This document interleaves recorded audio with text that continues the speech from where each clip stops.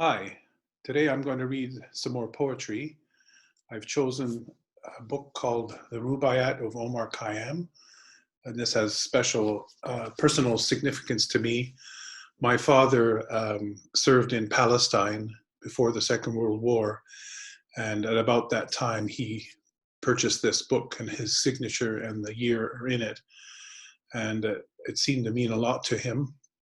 And I recall when I was a boy, he would recite some of the verses from this book. I can't remember if he had them memorized or whether he read from it. But what I'd like to do today is pick out some of the favorites of mine, and you might even recognize some of them. So here we go. The Rubaiyat of Omar Khayyam. Omar Khayyam was a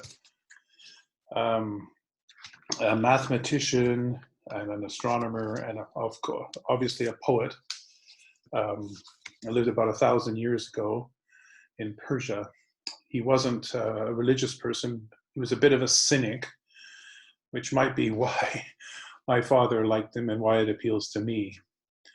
So it starts out this way. This is the translation by Edmund Fitzgerald. I would say that it's more of it's less of a translation and more of an impression or a rewrite into English. So this is a classic of 19th century English literature now. So here's how it starts.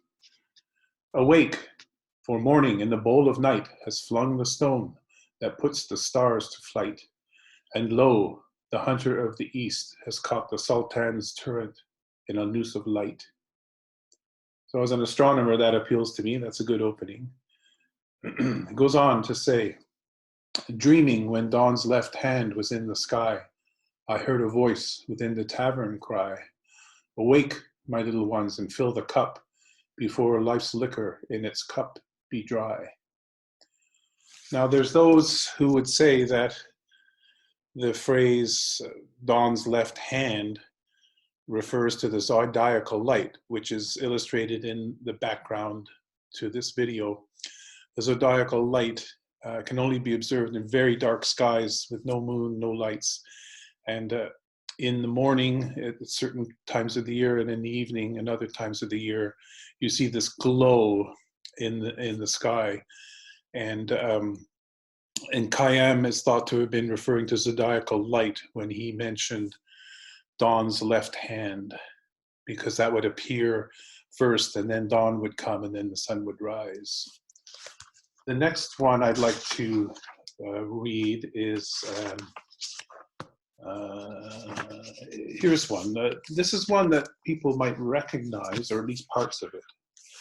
It's quite well known, I think. I'd like to hear in the comments whether you recognize it. Here with a loaf of bread beneath the bough, a flask of wine, a book of verse, and thou.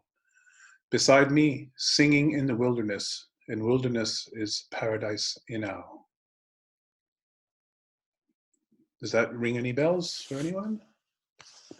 And maybe one more that I particularly like. I love this one. And then I'll end with this one. That's enough. This is another one that people may recognize. The moving finger writes, and having writ moves on, nor all thy piety nor wit shall lure it back to cancel half a line, nor all thy tears wash out a word of it. So I hope you enjoyed that. That's all for today. Thanks for tuning in. Bye.